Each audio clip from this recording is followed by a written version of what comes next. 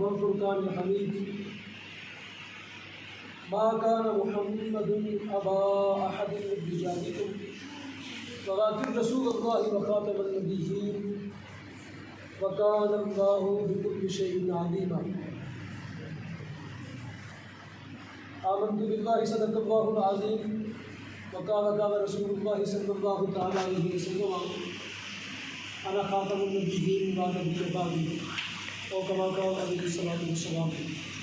آمنت بالله صدق الله العظيم وصدق رسوله النبي الأمين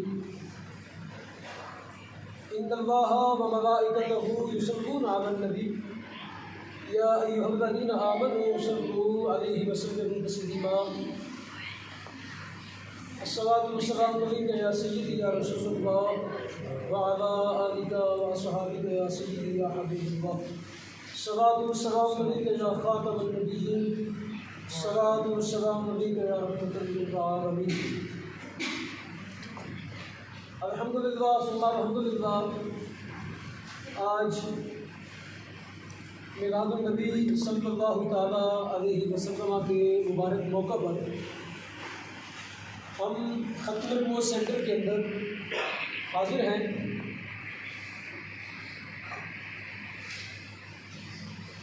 اور آج ہمارے اکٹھے ہونے کی غرض و غایت یہ ہے، میرے دائیں بائیں آپ دیکھ رہے ہیں ماشاءاللہ یہ مخلصین دوست ہیں جو نبی کریم علیہ السلام کی ختم نبوت کا کام اپنے اپنے انداز میں انفرادی طور پر کر رہے ہیں۔ آج ہمارے اکٹھے ہونے کی غرض و غایت یہ ہے کہ ہم میلاد النبی صلی اللہ تعالیٰ علیہ وسلم کے مبارک موقع پر ایک ایسے فاؤنڈیشن کی بنیاد رکھنا چاہتے ہیں جو خالصتاً للہ اللہ کی رضا کے لیے، نبی علیہ السلام کی ختم نبوت کے لیے ویلفیئر کے محاذ پر کام کرے۔ میری مراد ختم نبوت ویلفیئر فاؤنڈیشن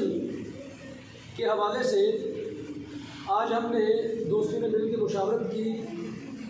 عالمی تحریک تحفظ ختم نبوت کے پلیٹ فارم پر اس کے شعبہ ویلفیئر کے طور کے اوپر ہم یہ چاہتے ہیں کہ نبی کریم علیہ السلام کی ختم نبوت کا اس محاذ پر بھی کام ہو، تعلیمی انداز میں، ترویجی انداز میں، باقی بھی اپنے اپنے انداز کے اندر کام ہو رہے ہیں، لیکن اس محاذ کو خالی نہ چھوڑا جائے۔ اس لیے کہ نبی کریم صلی اللہ تعالیٰ علیہ وسلم کی دنیا میں تشریف آوری، آپ کی ولادت باسعادت کا مقصد ہی یہ ہے اسلام کے نظام کو غالب کرنا۔ آپ کے دنیا میں آنے کا مقصد یہ ہے کہ ضروریات زندگی جو انسانوں کی ضروریات ہیں ان تک بڑی آسانی کے ساتھ رسائی ہو جائے، ریاست اس سلسلے میں اپنا کام کرے، کیونکہ جو ریاست نبی علیہ السلام کے نظام کے ساتھ قائم ہوگی اس کے ذمہ لازم ہے کہ وہ مسلمانوں کی فلاح و بہبود کے لیے کیا کرے، کام کرے۔ لیکن آج بدقسمتی کے ساتھ ہمارے ملک کے اندر اور دیگر بلاد اسلامیہ کے اندر یہ ایک بڑا انحطاط ہے کہ ریاست جو اسلام نے اصول دیے ریاست کے بنانے کے اور پھر اس کو چلانے کے، ان پر من و عن جو ہے وہ عمل نہیں ہو رہا، جس وجہ سے آج جو ارتدادی قوتیں ہیں، طاغوتی قوتیں ہیں، سامراجی قوتیں ہیں، جو ان کے مشنز ہیں وہ آج نکلے ہوئے ہیں اس بات کے لیے کہ مسلمانوں کا ایمان چھینا جائے، مسلمانوں کا ایمان چھینا جائے اور ارتدادی سرگرمیوں کے ذریعے مسلمانوں کو مرتد بنایا جائے، جبکہ اسلام تو روز اول سے ہی مسلمانوں کی فلاح و بہبود کی بات کر رہا ہے۔ نبی علیہ السلام نے جب ریاست مدینہ کی بنیاد رکھی تو سرکار دو عالم نے اس کے اندر بیت المال کے ذریعے غریب مسلمانوں کی، فقراء کی، یتیموں کی، بیواؤں کی خدمت کی اور ان کی ضروریات زندگی کو پورا کیا، اور پھر بعد میں خلافت راشدہ کے دور کے اندر تو یہ والا معاملہ اپنے عروج پر پہنچ گیا کہ جو ہے وہ ریاست کا کوئی بھی شہری ہوتا، عام ازیں کے مسلمان ہوتا ہے یا غیر مسلم ہوتا، اس کو ضروریات زندگی مہیا کی جاتی ہے، اس کو ضروریات زندگی جو ہیں وہ اسلام کی ماننے والی ریاست مہیا کرتی۔ اس کے شہری حقوق کے طور پر. لیکن سامعین محترم، آج ہمارے معاشرے کا انحطاط اور زوال یہاں تک آ گیا کہ جو ارتدادی سرگرمیاں کرنے والی تنظیمیں ہیں، خصوصی طور پر قادیانی اور عیسائی جو مشن نکلے ہوئے ہیں، وہ مسلمانوں کو کہتے ہیں کہ آئیں ہم آپ کی ضروریات پوری کرتے ہیں، ان کے ویزے دیتے ہیں، سیٹل کرواتے ہیں، اور آپ کے بچوں کو اچھی تعلیم دلواتے ہیں، اور آپ کو کھانا کھلاتے ہیں، اور آپ کو دیگر ضروریات مہیا کرتے ہیں. بس تم ایک کام کرو کہ تم جو ہے وہ اسلام کے دامن سے نکل کے تو ارتداد اور مرتد کے دامن سے وابستہ ہو گئی. تو ان حالات کے اندر، اس پس منظر کے اندر جو بات کرنا چاہتا ہوں وہ یہ ہے، ان حالات کے اندر ہمارے دوستوں نے، مخلص دوستوں نے، میری دائیں طرف جو ہے وہ حضرت علامہ مولانا یوسف صاحب تشریف فرما ہے، اور میری بائیں طرف جو ہے جناب چودھری محمد سجاد پھرا صاحب آپ تشریف فرما ہیں، اور اس کے ساتھ ساتھ بارے صاحب تشریف فرما ہیں، مختار صاحب تشریف فرما ہیں، طارق موضوع صاحب تشریف فرما ہیں، محمد اسلم صاحب ہیں، افسر صاحب ہیں، دیگر احباب جو ہے وہ دائیں بائیں، حافظ الرحمان صاحب ہیں. یہ جملہ احباب جو ہیں موجود ہیں، اور اس کے سوا بھی ہمارے ہمدرد اور ہمارے مخلصین کی ایک لمبی جوڑی فہرست ہے جو آج میلاد النبی کی مصروفیات کی وجہ سے وہ یہاں پہ بھی نہیں پہنچ سکے اور انشاءاللہ جلد وہ پہنچ جائیں گے. اور اس کے سوا جملہ مسلمان جو ہیں وہ اس سلسلے کے اندر ہمارے معاونین ہیں، کیونکہ کوئی بندہ بھی نبی کریم علیہ السلام کی جب ختم نبوت کا معاملہ آتا ہے تو وہ اپنا تن من قربان کرنے کے لیے تیار ہو جاتا ہے، کیونکہ یہ سارا کچھ کائنات میں جو کچھ ہمیں عطا کیا گیا رسول کریم کے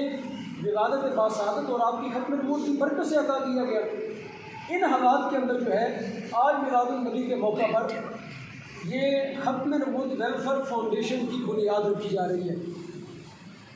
یہ بھی نبی کریم علیہ السلام کے میلاد منانے کا ایک بہترین طریقہ ہے. باقی بھی میلاد منانے کے اپنے اپنے انداز ہیں، کوئی جھڑیاں لگا کے جلوس نکال کے، وہ بھی ہم نے کام کر لی ہے الحمدللہ. ہر مسجد کے اندر جو ہے وہ جھنڈی بھی لگی ہے، جلوس بھی نکل رہے ہیں، باقی معاملات بھی ہو رہے ہیں، سارے معاملات ہو رہے ہیں. لیکن ہم اس کے ساتھ ساتھ یہ بھی چاہتے ہیں کہ مستقل بنیادوں پر ختم نبوت کے محاذ پر جو ہے وہ ایک مستقل کام کیا جائے جو ہر روز ختم نبوت اور میلاد النبی کی یاد کو زندہ کرے. جب بھی بھوکا بندہ کھانا کھائے گا تو کس کو یاد کرے گا؟ حضور کے میلاد کو یاد کرے گا. جب بھی کسی غریب بندے کو تعلیم میسر آئے گی تو وہ میلاد النبی کو یاد کرے گا، وہ ختم نبوت کا نعرہ لگائے گا.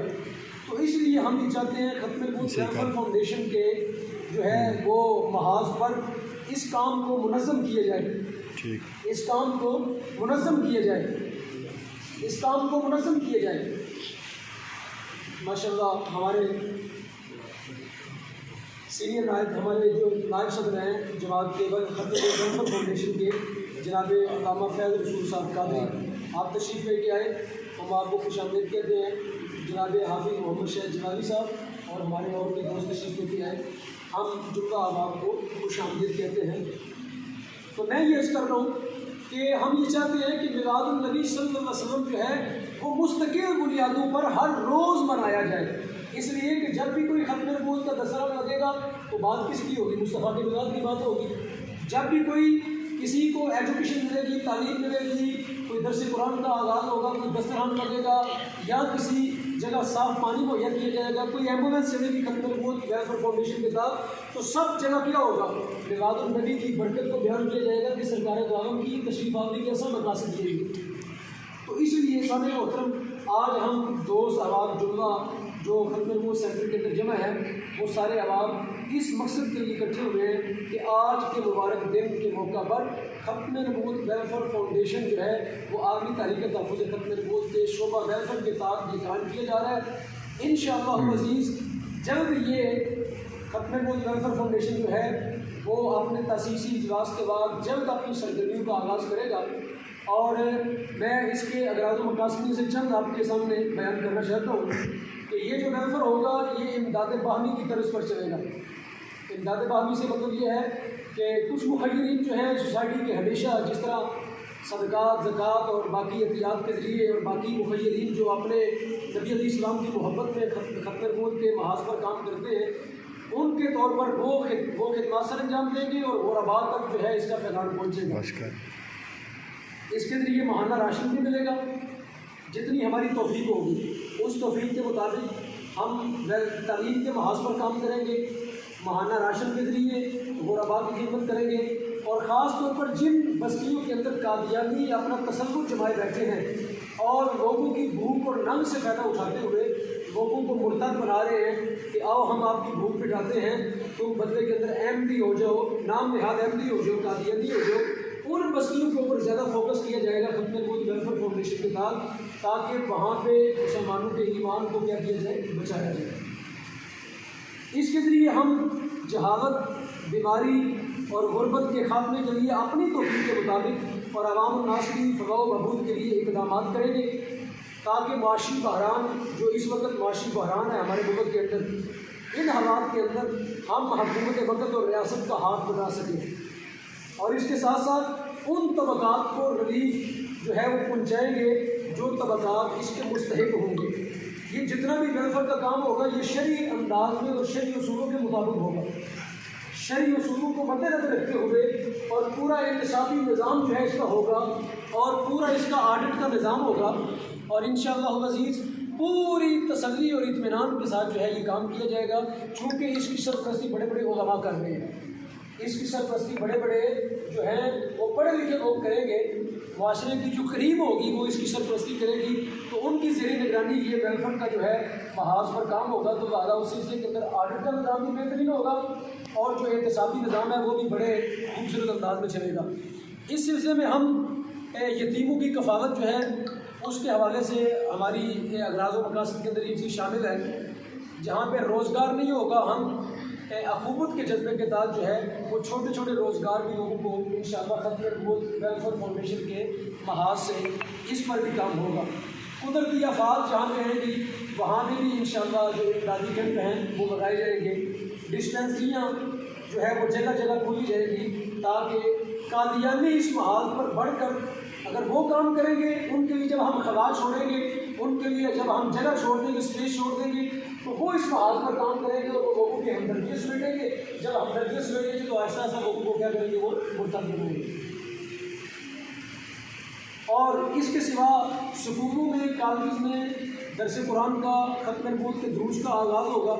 یونیورسٹی لیول کے اوپر جو ہے وہاں پہ اس محاذ کا جو ہے وہاں معاونین پیدا کیے جائیں گے، وہاں پہ اس کے جو ہے وہ ہمدرد پیدا کیے جائیں گے، تاکہ تعلیم و تعلم کے میدان میں اور تربیت کے میدان میں ان کو معاونت بھی دی جائے اور ان سے معاونت لی بھی جائے۔